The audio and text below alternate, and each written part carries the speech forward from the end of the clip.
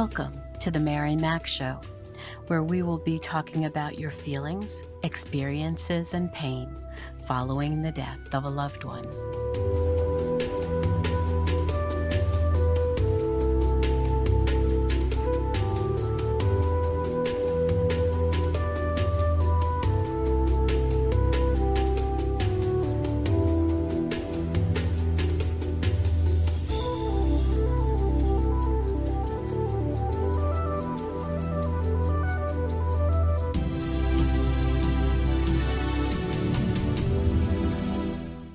In this second episode of our conversation with Angela Marie, we continue speaking about her son Nick and his death by fentanyl poisoning in 2021.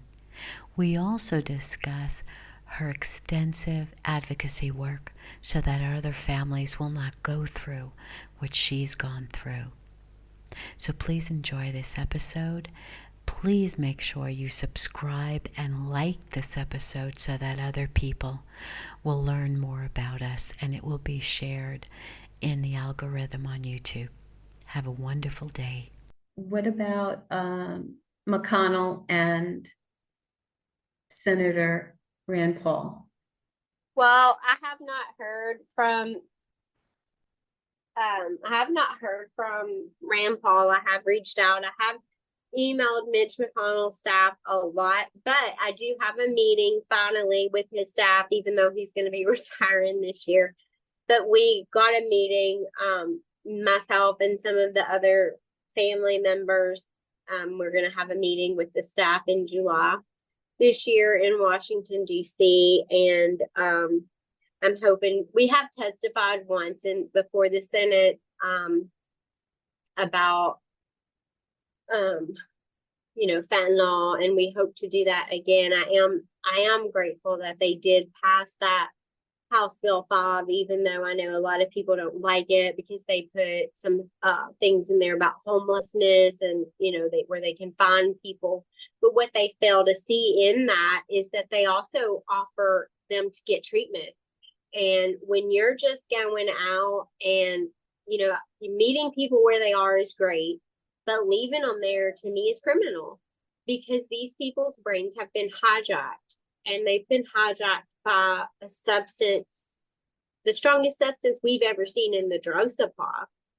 And to just continue, and that's not even counting the meth. The meth, I didn't even talk about the methamphetamine that's out there causing schizophrenia and things like that, because the meth that's out there today is 100% meth.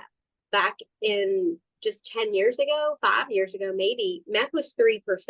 They used ephedrine and things like that to make it, and Mexico kind of shut that down. So the cartel went back to what they call the old method, which is pure meth, which is why so many people live out on the streets, because they have, it's called meth-induced schizophrenia. And, they feel safer out there because they're in a state of, schizophrenia.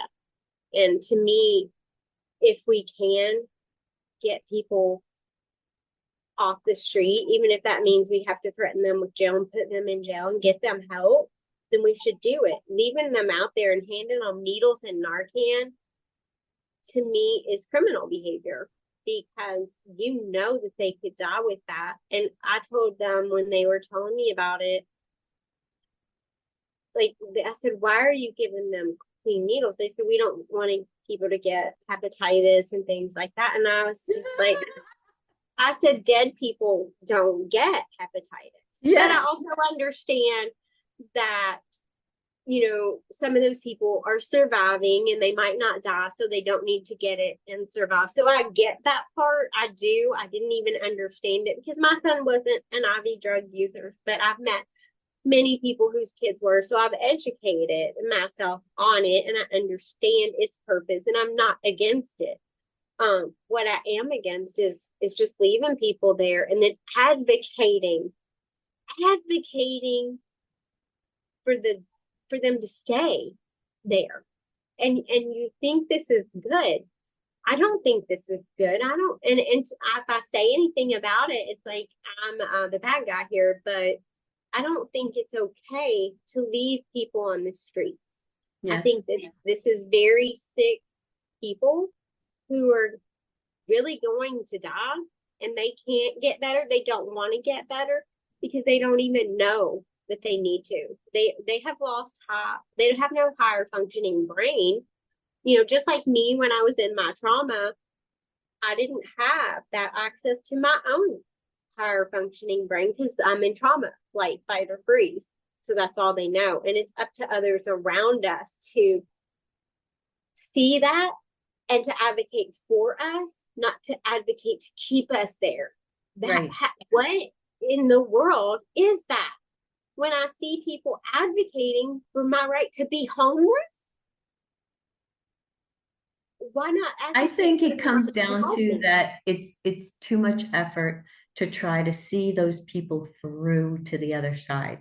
And so they're just putting a Band-Aid on the issue, and it's pathetic. Right, and it's an instant gratification if I can go out there and feel better, like I'm doing something because I gave them these things, and then I get to walk away and go home. Yes, But for exactly. me, And I get to say at the next election, look at all the good things I did. how many needles and how much Narcan did I pass out? Now, granted, I think that Narcan should be everywhere, every single place, you know. But it's not. It's a combination of all these things that we have to do. We have to do education and prevention. We have to meet people where they are. We have to help people move past where they are by advocating for them and working for them in ways that they are unable to do for themselves.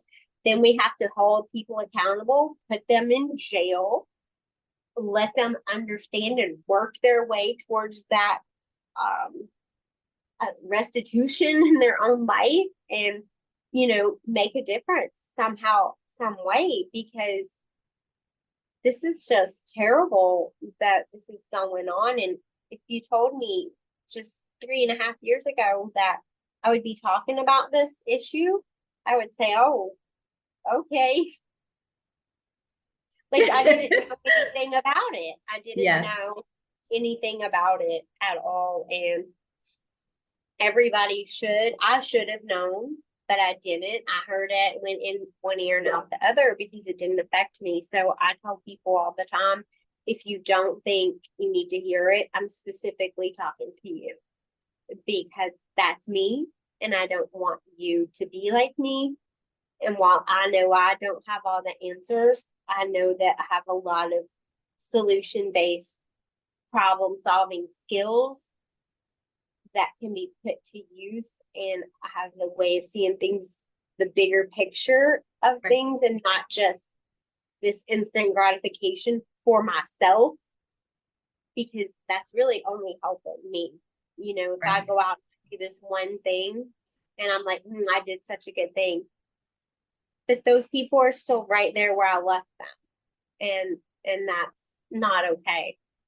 And some will always be there, but I saw a lot of animosity about that, and they're doing marches and things in my state about it, about, them, they don't like the fact that they're what they call criminalizing homelessness. And that's a play on words. Mm-hmm. And they completely leave out the fact that they would have a chance at recovery, unlike a forced recovery, and they need forced recovery because they're not okay. They've been poisoned. Yes. America's people are being poisoned, and our response can't be to give them needles and Narcan and wish them well, because they're going to use drugs anyway. I don't know how legally they're allowed to push that agenda, but that's the popular norm in this arena. And that's why my son is dead. Because when you minimize the effects of these drugs, why would anybody like my son or another kid think that they shouldn't do them? Because they're not doing hard drugs, Why would I think that's me? I don't use drugs intravenously. I'm not snorting anything or doing this or that. Why would they think it pertains to them? And they write that off completely as the bodies pile up around them, and they don't see them because It's not somebody they love yet. It's true. Because it looks like this today. Do you think it's going to look like this tomorrow? Because it's already changing with Zazaline and the new analogs that they're creating every single day. That's China and the war that they're doing to kill people. I didn't want to believe that, but it's intentional on China's part. And Mexico's like, heck yeah, I'll make some money. Sure, why not? Love money. And these Americans will just, they'll stand outside the rehabs and get people addicted like they did. And they don't have a problem with that. The more fentanyl it has in it, the better, because they know they're going to keep coming back. It's a business model. It's not how to use drugs safely. It's look at what's happening here. Drug cartels and gangs have created an enterprise, and you're helping them. Yes. And you're giving people the tools to stay alive to continue to feed their money machine. And I often think, and maybe I'm wrong, but I can't help but think that so many of these politicians are compromised. Okay. And they somehow or another, you know, they're on the take. They make all this extra money on the side in some form or another, or they've been threatened and their families have been threatened. And all these judges have been threatened, and as a result, they don't want to get involved. Yeah, it's I probably think there's true. just so much of that in the background. Probably when I went to the DEA's first family summit on overdose awareness, they had someone come in from the CDC to talk to us about it, and the woman never mentioned opioids at all. She never mentioned opioids or fentanyl. She talked to us about racism, transgender issues, and alcoholism. Like that has anything to do with this? Well, I kind of like, I was shocked. I said, am I being punked? And I like chased the lady down. I said, excuse me, I'm sorry. I need to know. Why won't you say the words? Why are you here? Am I being punked? Is this for real? I was like, this is my son. And fentanyl killed him. Why is it that you're here and you won't even say it, and you work for the CDC?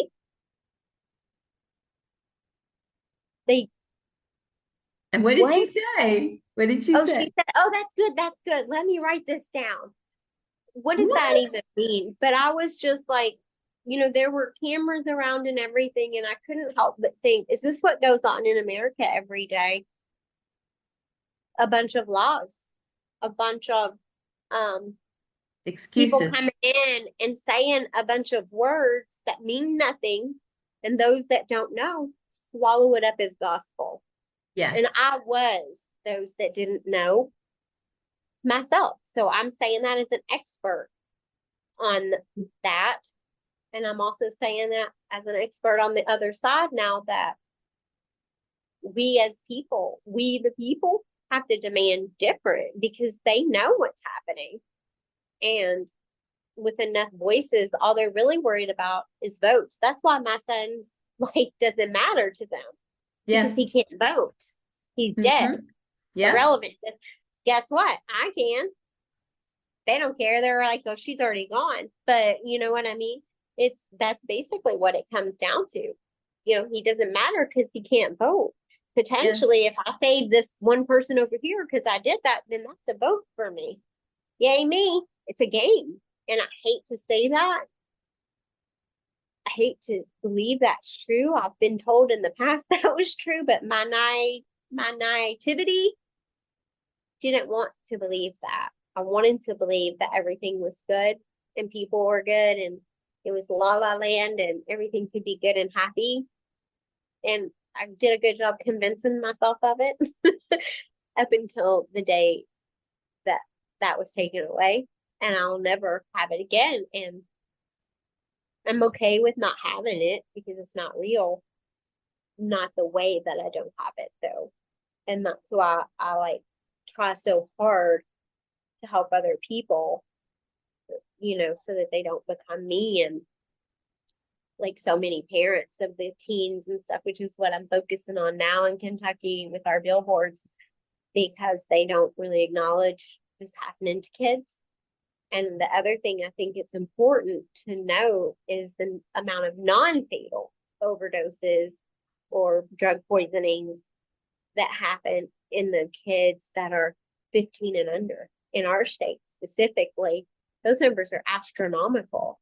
We had 2 kids in 2023 pass away, a 1-year-old and a 3-year-old, both in April, from fentanyl poisoning in the home, with their dad, and now they're gone. And that's not okay. We can't keep putting kids in homes with people using drugs. We can't do that. They're not safe. They're not taken care of. But just go beyond that. Look at all the things like I talked about in the beginning. If they're not being poisoned, what else is happening? What else is happening? They're not being looked after. They're not being taken care of. Some of them, terrible things are happening too. Yes. And until we start to do something different about that and all the things, and stop ignoring all those things and shaming it. We don't have to shame people because that's what's happening. Right. People should be able to admit that's what's going on and say they need help and get help, and not be like, well, you terrible person, blah. So too bad for you. Stop shaming people for those things and let them get help. Yeah. So Angela, I want you to talk more about your foundation that you created in honor of Nick. Because I've been on the page, and it's amazing because it does highlight on the first page all the different children. They're children. I mean, there are very few people over the age of 30. Almost everyone was in their 20s or teens. And it scares you straight, basically. Those are the words they used to say years ago. And so tell us more about that. Yeah, so it's called the Never Alone Nick Rucker Foundation, and I created it because I wanted to do awareness events and get billboards and things in our state. And the way to do it was to have our nonprofit, so then I can get things called PSA because I can't afford it otherwise. And even now without the parents, I can't afford it. And I really try to highlight what people don't know, what's not being said in our state. I let the other people do what they're doing to help the people they're helping, but then I'm really coming in hard about all the people that are not being helped. And that's, those that are just young and they're not addicted, or they're not addicted yet, or their addiction happened and they were gone in a matter of months or a year. I met a man who was addicted to heroin. He told me for 30 years, and he said he always used the same amount and he never had a problem. I didn't know people could do that, first of all, but he said he did. And then he said he overdosed like 3 times in 1 month, taking the same amount because of fentanyl. Because fentanyl was in it? Yeah, because even people who are struggling with addiction, whether it's heroin or whatever, they don't know, and sometimes they'll take it and they'll end up getting addicted to it, or sometimes they will be like, oh, I hate that, I don't want anything to do with it. But almost all of them, actually nobody starts out being addicted to fentanyl. Nobody. Usually they come in contact with it through deceit in one way or another, through a pill, through cocaine, through laced marijuana, through heroin that they think is heroin and it isn't. And all of that is the same thing. It all is murder. When you deceive someone, give them one drug and say it's another, that's still, you took away their power of choice. You know what I mean? And they don't know. But our nonprofit really just focuses on bringing awareness to what's happening in kids and young adults, and how quickly it happens, and silence is deadly, and stigma kills, and fentanyl changes everything. And that's what we want them to know.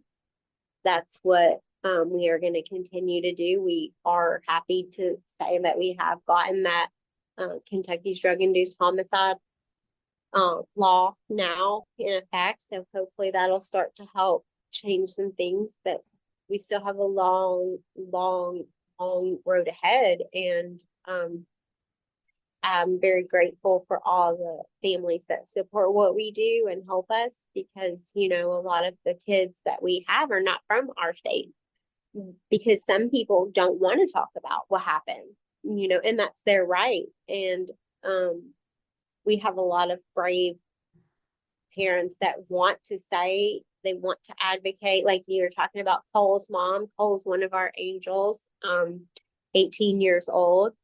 And, you know, I have like 3 Hannahs, 1 15, 2 16.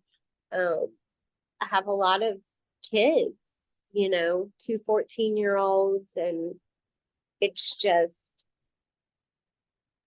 it could have been any one of us. And if we can't protect our kids, what are we doing? If we Yes. can't protect our kids, what are we doing? You know, they don't have years to recover. They don't, before they even know what happens, they're dead and they're gone. And parents, we don't see it coming. We don't know, you know, I don't know anything about addiction or the process or like fentanyl, nothing. So we continue to try to do that. And we have billboards that we do. We've done a couple in Times Square before. Can you Mostly, can you tell me what putting up a billboard actually costs? it depends on where you are. And we don't do, like if we were to purchase them outright, putting up a billboard could cost like $5,000 a month. So we get what's called PSA rates, and it's really just variable to where you are and like what's available. So we'll find that out, and then we'll know what we have to do, and then we'll see who wants to participate, and we'll go about it like that. Because that's the only way we can do it. You know, at first, when I first started, I used my own money, and I just started putting pictures of Nick on billboards that say fentanyl is not a choice, it's murder.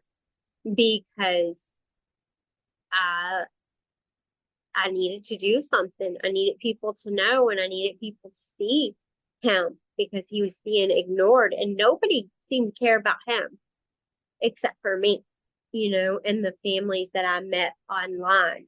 But nobody in my state didn't really seem to care that my son was dead from taking a half a pill, and he wasn't addicted, and he didn't overdose. They didn't want to talk about that. They didn't want to say anything. And to me, that was unacceptable. So that's why I started doing it myself. And I like I said before, I couldn't tell you how much money I've spent.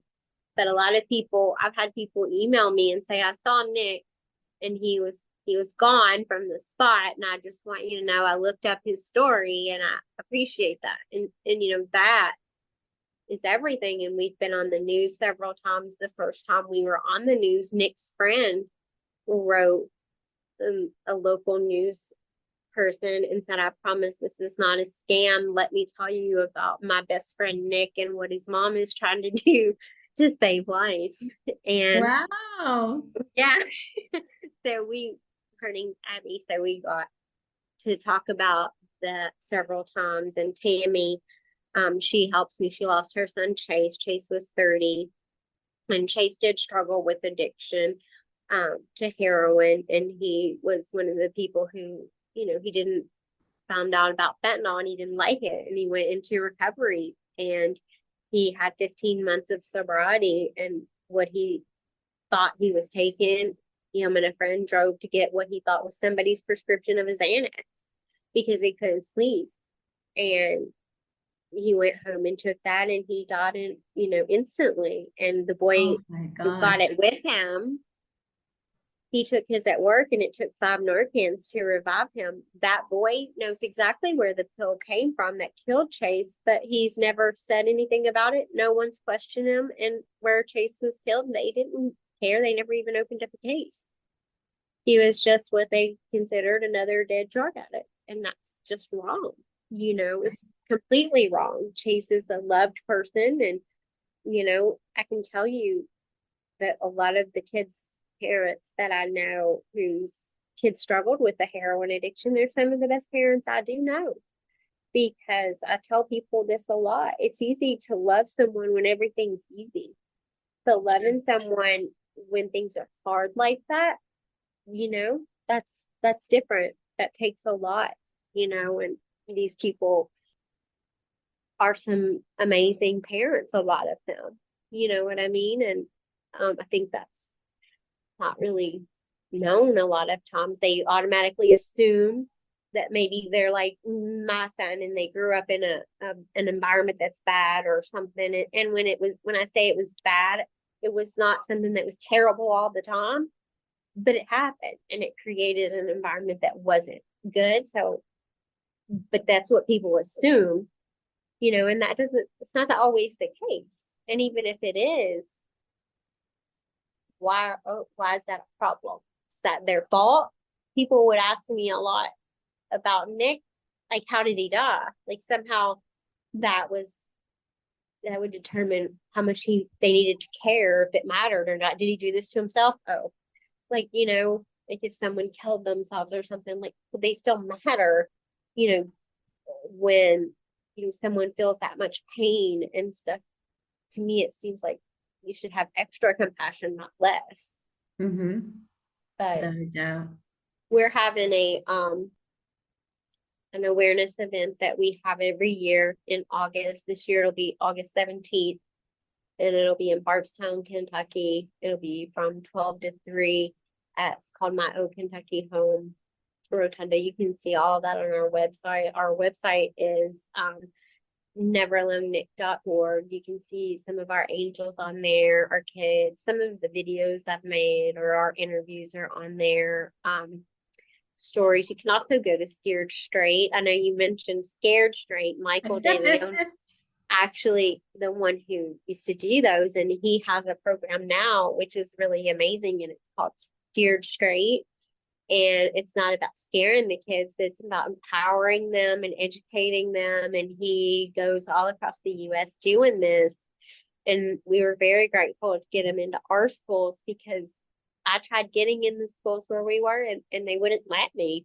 They said I needed fact-based evidence to come in. And in some ways you understand that, 'cause you don't want just anyone coming in. But at the other times it's like, all these kids really need to know. And Yes. what he does is pretty amazing, because I didn't even realize how bad the problem is until I heard, like, he starts surveying the kids and the vaping and all of this stuff that they're doing and being exposed to these toxic chemicals. And their parents don't even know, and they think that it's not happening to their kids. But I'm looking at all these kids, 50% of these kids raised their hand to say that they had bought drugs on the internet. Whoa. Like a pill. And I'm thinking, this is like 50% of these middle school kids. I was shocked by that. But I bet you only 1% of the parents know that. Right. Exactly. Maybe 5. I don't know. Maybe 5. It was shocking to me, but Michael DeLeon has a lot of good things. I would highly recommend anybody go over there and try to find out anything. And then if you're needing help with looking into how to get drug-induced homicide laws or anything brought to your state, I also work with drug-induced homicide. I'm one of the Terrorist groups. Yeah, I'm one of the advocates for our state in Kentucky, and you know, they do a lot of really good things. And she's helped me so much in what I've done by just offering me support, because sometimes, you know, you just don't know what is going on and you just really need help. And you know, she's really amazing at that, and I really appreciate all that she's done to help me and everybody else by doing that, because it's not always easy to say things that's not the popular opinion, but we're trying to save lives and not make friends. Yes, you know, exactly. you know, I can Yeah, respect and you it. have to be very, you just have to be very brave. You have to be courageous, strong, and you know why you're doing what you're doing. And if people don't like it, you just have to say, oh, well. Right. There's something about, you know, after losing Nick, the me that will show up in a room with you is not the me before, because the me before would have just been a little bit more passive and walked away. But the me after Nick is like, no, you're going to listen because you need to hear it. You need to hear it. Even if Yeah. you don't, you want to, even if you are very uncomfortable with me right now and you can't stand my face, that's fine. You don't have to stand it. It'll be gone in a few minutes, but hear what I say. Hear what I say and do something. Right. Do something. Don't just go in and clock in and out every day. Don't just do that. Yes, it's your job. Yes, you get paid, but you have a very valuable job, a very important job that can make or break humanity for real. And that's not to be taken lightly. And I know you don't get paid well for it and all of that, but if you're out there trying to do things, you have my respect, and I will support you in it. But if you're not doing it and you're just showing up and you're part of the problem, you'll know me too. And I won't be advocating for you, but I'm not also going to try to come against you. I'm just going to try to show you what else you need to maybe look at that you haven't. Because if we just keep doing the same things over and over again, is that not the definition of insanity? Yes, it is. So we're being led by an insane system. That's not going to work. Let's reevaluate that, reset, take a breath, and I'm wondering, has your organization or others that you're aware of tried to go to PTA meetings and talk to the parents? No, I know that in our state, and especially our county where I live, they not allow that. It took me a year with Michael De Leon to get him in there, and he does that, and he has a program from like all grades, different levels. He educates the community, has parent night, all this. Of course, nobody really comes to those, or at least in that one they didn't, because one of the things I really wanted to do was to have billboards at games. Where you have the basketball games and this, that, parents show up to those. Yes. Because there's a huge stigma, and stigma is not just, stigma is also in the word overdose.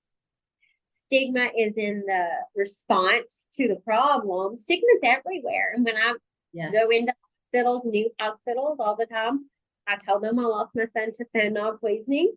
My son wasn't addicted to drugs, and I tell them his story about what happened. I also tell them about what's going on, how it's going. And recently I just started making a donation to the hospitals where I'm working, and I'm going to put Nick's name with the other people so that I can leave a little bit of him everywhere I go, and oh, that's so nice. Contribute to whatever they're doing. But I also, this time I put our website on there so people can look it up and find out. And I'm just one person, and I just do what I can to try to help people. And it's hard because I lost my kid too. And sometimes I just had to hit the ground running to just try to do something. But at the same time, I still have to take care of myself. And I haven't really been able to do that because I've been so concerned about what's happening to other people that I just couldn't stand the thought of another person dying without knowing, Right. But at the same time, I'm not a hero. I'm none of those things. I'm just a mom, and I have to take care of myself too. And but a very effective and courageous mother. Yeah, thank you. Who decided that it was important to not, first of all, not let Nick's death go in vain, right? But also too, to make a difference in the lives of people who are mostly oblivious to what's Mhm. going on. Right. That's so true. And I spend a lot of time talking about Nick's death and how he died, but I also am very happy that I created something called National Take a Hike with Nick Day. It's April 23rd, and it was my way of turning something terrible into something good. So that's the day he was killed, and that's the day I spent talking about what he loved and encouraging people to get out into nature and go for a hike. That's something he always did. And he always tried to encourage people to do that. And that that to me is his legacy. That to me is where Nick lives. And he doesn't live in his death, and I can't live in his death. And I want to help as many people as I can, but I also have to really take care of myself and try to recreate a whole new life for myself, even when I don't want to, because I want all of that to be about his life, and he matters. And I say that a lot. That's what's on our signs. We have about 500 what we call Neverland Awareness Angel signs that I was taking to all of our county courthouses and putting them up. And I saw that. That was amazing. yeah, and I haven't really been able to do it right now because, like I said, I do travel for my job. But I know we took them to Washington, D.C. last year, and I will have them here again this year with Lost Voices of Fentanyl for the rally that they do every year. I don't think I met you. I don't think I met you that it was September last year. How were you there? I was there. Yeah. I loved it. There were so many people to meet. I couldn't meet everybody. It was raining. Oh my gosh. Were you there at the event the night before? Yeah. Did you see all the signs out there? Those are our signs. Oh wow, that's great. Yeah, and it was intense. I mean, when you go, I just want our audience to understand, when you go to one of these rallies, especially the Lost Voices of Fentanyl rally, which will be July this year instead of September. And it's in DC, and they have, on the day of the rally, it's usually by the Washington Monument. Yeah. And you would not believe, if you're anywhere near Washington that day, you need to go. You would not believe all the signs, all the banners that have multiple people on them. Mm-hmm. And oh my goodness. And they have speakers, and they have speakers as well. But and then afterwards they have a march on DC. They go to the White House. Not that anybody there even cared, but right. Yeah. And we also do in Kentucky, we have our Kentucky only banners. So we actually have 3, and we're working on banner 4 where we make, and we take them to DC with us when we go.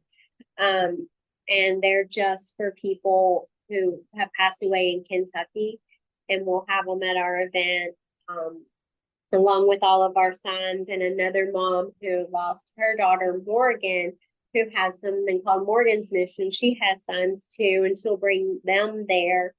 So we have a good location, and I don't know if it's making a difference or not in that particular thing, even if all we do is give the parents a voice and allow them to speak and their child to be honored.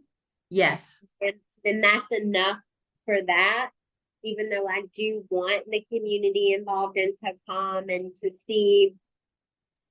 I don't have any control over that.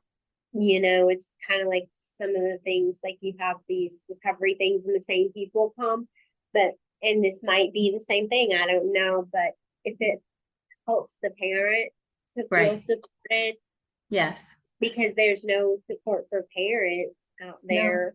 And no. and then you have parents raising their grandkids. That's a Um, very big thing to me. Because when we had, when I was so active in homicide, there were so many grandparents raising grandchildren right. of all ages, from babies. I remember going to conferences, and there was one little boy from Brooklyn near where we were, and he couldn't have been more than 10, you know, and his grandparents were pretty up there. I mean, it was not easy on them. And I think that's a major issue we need to deal with.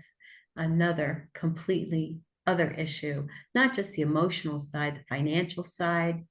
I mean, you're waiting to have your retirement, and all of a sudden it's completely, blown out of the water. And now you have to start parenting all over again. I'm sure not only takes so much time, energy, and money, but there has to creep in some resentment.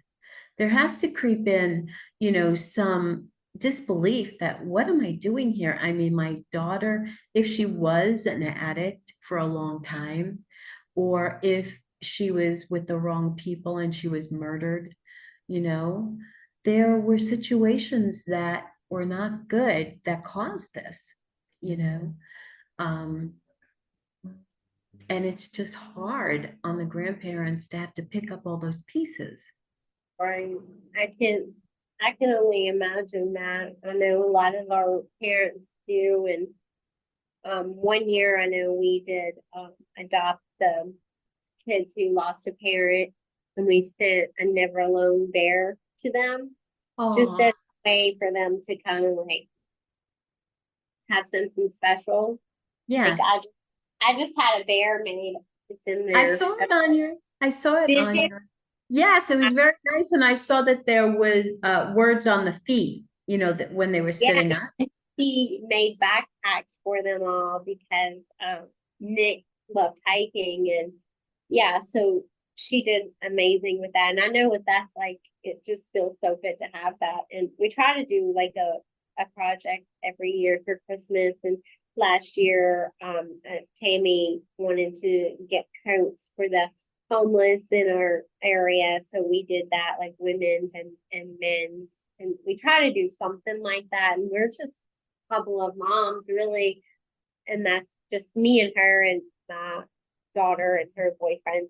We're the only ones who do this, but all the support of the people, across the United States. I started the Never Alone Nick Rucker Foundation back. It was called the Never Alone Nick Initiative.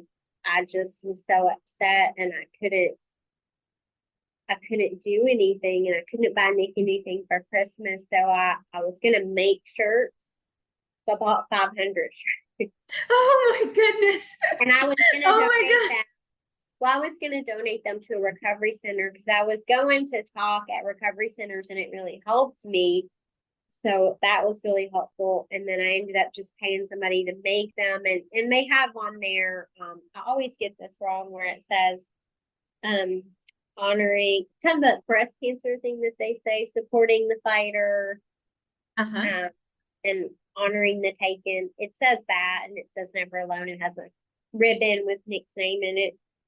But I was like, oh, I would like to send one to a parent and that parent and this parent. And I was like, oh, it would be so cool if I could send one to all 50 states. That would be so neat, that I could connect with. And I reached my goal other than 3 states I didn't get. And then after I did that, I ended up donating to and mailing them out and paying for that. Oh, All of but that. it was, Yeah, the packaging and this and yeah. the time and energy and the But it postage. helped me. It helped me, but I know then I ended up donating the rest to the recovery center.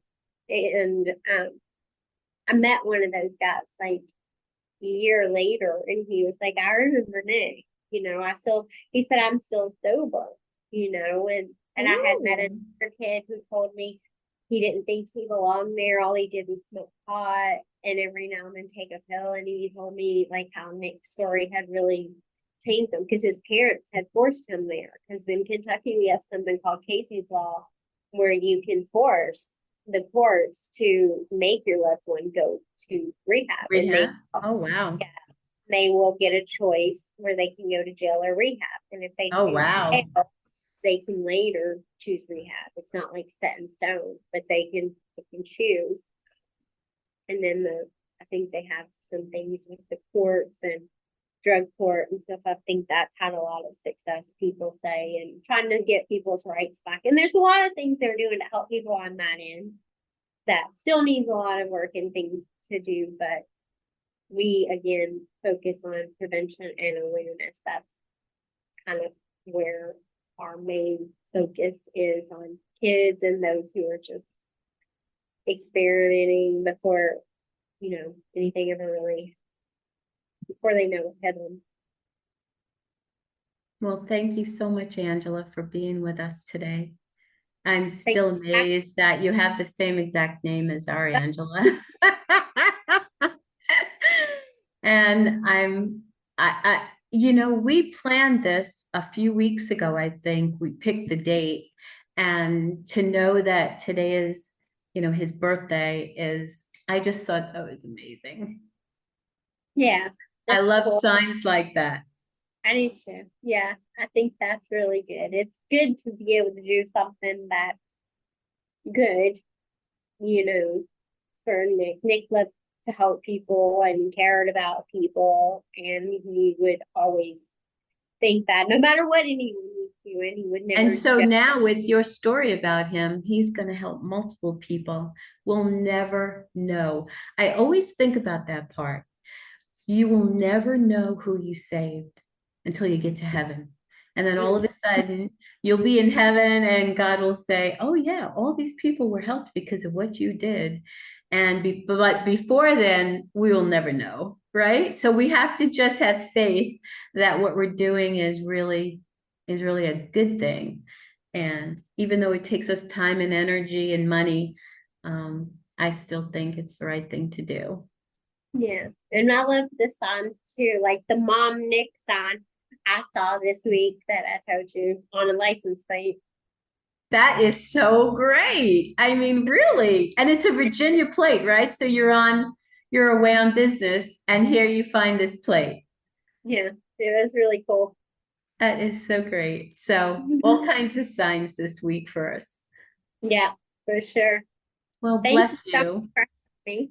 Oh, pleasure. It was a pleasure. Thank you for sharing so much with the audience.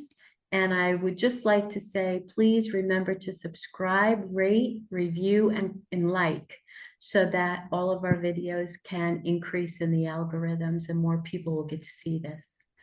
So thank you again, Angela, and I look forward to speaking to you again in the future.